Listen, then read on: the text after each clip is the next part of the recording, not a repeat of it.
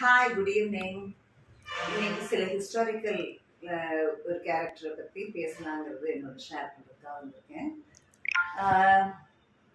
இவர் அருண்மொழிவர்மன், பொன்னியின் செல்வன் தான் எல்லாருக்கும் தெரியும்.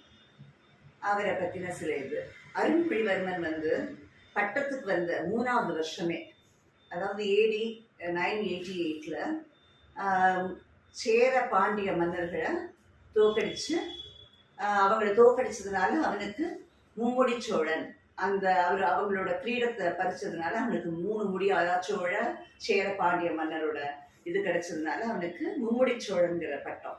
ப்ளஸ் அரசர்க்கரசன். நமக்கு அரசர்க்கரசன் தான் யாரும் தெரியாது, ஆனால் அரசர்க்கரசனோட சான்ஸ்கிரிட் வெர்ஷன் தான் ராஜராஜன். நம்ம ராஜராஜன் தான் சொல்றோம் எல்லாருமே. எல்லா கவர்மெண்ட் இதுலையும் ராஜராஜ சோழனோட சதய விழா அப்படிலாம் வருது. என்ன ராஜராஜன் அப்பவே சமஸ்கிருத வருஷத்தையும் அவன் தன்னோட ராஜராஜ சோழன்கிற பேரை தான் அவனுக்கு ரொம்ப பிடிச்ச. அவன் எல்லா கல்வெட்டுல முதற்கொண்டு அவனோட பேர் ராஜராஜன்கிற இதுலதான் இருந்தது. ராஜராஜ சோழன் சொன்னதுல எல்லாம் ஃபுல்லா ஆல் ஓவர் இந்தியா அவனுக்கு அந்த இதை கொண்டு வரணுங்கிறத தேசியம் மாதிரி அவன் செஞ்சான். அப்பவே எல்லாத்தையும் இன்டர்நேஷனல் இன்டெகிரிட்டிக்காக அந்த மாதிரி செஞ்சதா தான் எனக்கு தோணுது. ராஜராஜன்கிற பேரை நம்மளும் அதுதான் சொல்றோம். ராஜராஜன், ராஜாங்கிறது சமஸ்கிருதம் தான், ஆனால் ராஜராஜன் தான் எல்லாருமே சொல்றோம். ராஜராஜனுக்கும் முன்னாடி அவனோட சிஸ்டர்ஸ் கரிகால் சோழன் தான் கல்லணை கட்டினாரு. அந்த கல்லணை இன்னும் மெயின்டெனன்ஸ் தான் பண்ணிட்டு இருக்கோம், அப்பப்போ சர்வீஸ் பண்றாங்க. அவர் எந்த ஒரு இன்ஜினியரிங் காலேஜ்லையும் படிக்கல, ஆனா அவர் கட்டினாரு. இதெல்லாம் கட்டுறதுக்கு அப்பவே மன்னர்கள் காலத்திலேயே இதெல்லாம் எப்படின்னா அவங்களுக்கு அப்ப நிறைய எக்ஸ்பர்ட்ஸ், சாஸ்திரங்களை படிச்ச எக்ஸ்பர்ட்ஸ் இருந்தாங்க, அவங்களோட ஹெல்ப்பாக பண்ணாங்க. அதாவது வான சாஸ்திரம், கட்டட சிற்ப சாஸ்திரம், எல்லாத்துக்குமே சில எக்ஸ்பர்ட்ஸ் இருந்தாங்க. எக்ஸ்பர்டைஸ் பண்ணவங்க இருந்ததுனால வித் தயர் ஹெல்ப் அவங்க அதை பண்ணாங்க. அதனால அது கல்லணையை கட்டினது கரிகால் சோழன். அதுக்கு முன்னாடி ராமர் சேது ராமர் கட்டினதுல நிறைய ஒரு இது இருக்கு. அதாவது ராமர் எந்த இன்ஜினியரிங் காலேஜில் படிச்சாரியா அப்படின்னு கேட்ட ஒரு இது இருக்கு. ராமர் படிச்சிருக்கணும்னு அவசியம் இல்லையா? அதான் இதே மாதிரிதான் அவங்க எக்ஸ்பர்ட்ஸ் யார் அப்ப இருந்தாங்க, அவங்க அந்த இதை கிராஸ் பண்ணி போய் செய்யறதுக்காக அந்த பாலத்தை அமைச்சிருக்கலாம். இவ்வளவு கேள்வி கேட்ட யாரு? முத்தமிழறிஞர் மிஸ்டர் கருணாநிதி தான் இந்த கேள்வியை கேட்டாரு. அன்னைக்கு அவரோட பிரஸ் மீட், அந்த பிரஸ் மீட்ல யார் ரிப்போர்ட்டர்ஸ் கேட்க தெரியாம இல்லை. ஏன் சார், பெருந்தலைவர் காமராஜர் கட்டினாரு, நீங்களும் பாலம் கட்டுறீங்க, நீங்களாம் என்ன சார் இன்ஜினியரிங் காலேஜா படிச்சீங்கன்னு கேட்கறதுக்கு ஃப்ராக்ஷன் ஆஃப் அ செகண்ட் ஆகாது.